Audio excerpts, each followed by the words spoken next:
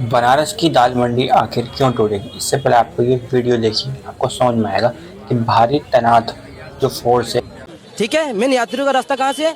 मैदागिन और दशा समेत चौड़ीकरण वहाँ होनी चाहिए। यात्रियों को मेन रास्ता वो है, आने जाने का वो है। वहाँ पे आपको लेकिन वो कह रहे हैं कि जैसे 40-50 साल पहले यहाँ से मौजूदगी में के अंदर ये काम शुरू हो गया आज से। उसके बाद के अंदर जो अब तक, क्योंकि बनारस की जो ये दाल मंडी काफ़ी ज़्यादा घनी एरिया और काफ़ी ज़्यादा लोगों को इसमें परेशानी होती है जाने के अंदर, तो इसलिए बुलडोजर जो है इसमें एक्शन शुरू नहीं हो सकता, क्योंकि अंदर बुलडोजर का जाना बहुत ज़्यादा मुश्किल हो जाएगा।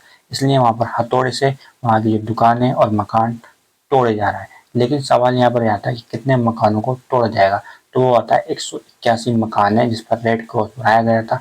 उसके बाद में अब उनको टूटने का नंबर आ गया है। ये जो रोड होती है ये काफ़ी ज़्यादा लंबी बनाई जाएगी और इसको चौड़ा भी कर दिया जाएगा, जिसका जो प्रोजेक्ट है दाल मंडी वो 215 करोड़ रुपए का प्रोजेक्ट है। इसके अंदर 650 मीटर की एक लंबी रोड बनाई जाएगी जो 60 फुट लंबी हो जाएगी।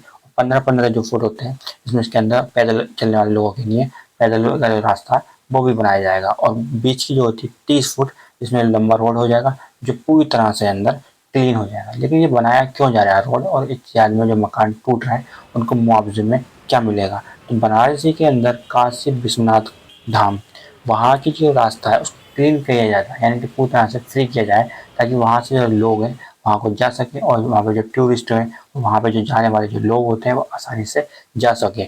लेकिन सवाल यहाँ पे आता है कि एक ने कहा था कि और भी ऐसे रास्ते हैं जहाँ पर और रास्तों से भी जाया जा सकता है। वहाँ के जो लोगों का अलग अलग का कहना है, क्योंकि कुछ लोगों ने इसका विरोध करने की भी कोशिश कर रहे हैं। लेकिन सवाल यहाँ आता है कि गवर्नमेंट उनको मुआवजा देगी। अब मुआवजा की जो डिमांड होती है जिसमें 181 घर टूटेंगे, तो उनकी जो डिमांड है सरकार से वो 194 करोड़ रुपए की डिमांड दी गई है कि हमें मुआवजे में इतना पैसा मिलना चाहिए।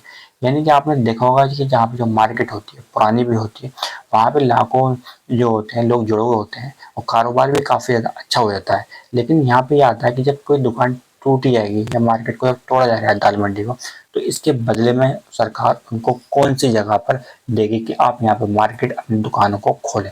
यानी अब तक कोई भी ऐसी जगह फिक्स नहीं कर पाई है सरकार कि आपको दाल मंडी जब टूट रही है आपकी दुकानें तो इसके बाद में आप वहाँ चले जाएं।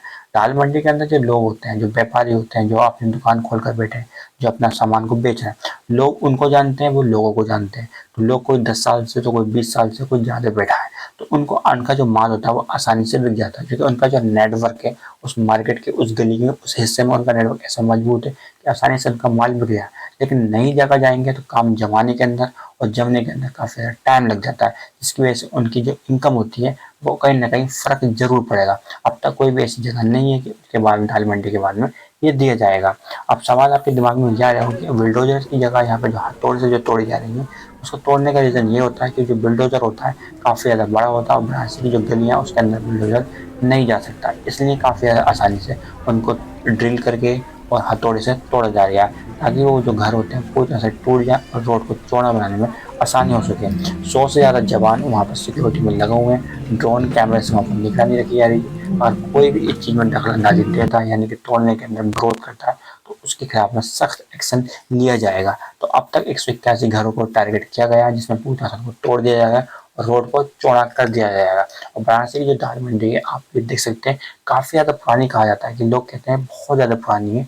उसके बाद में आप आखिरी झलके दे सकते हैं, उसके बाद में आपको शायद ये दाल मंडी दोबारा इस हालत में देखने को नहीं मिले।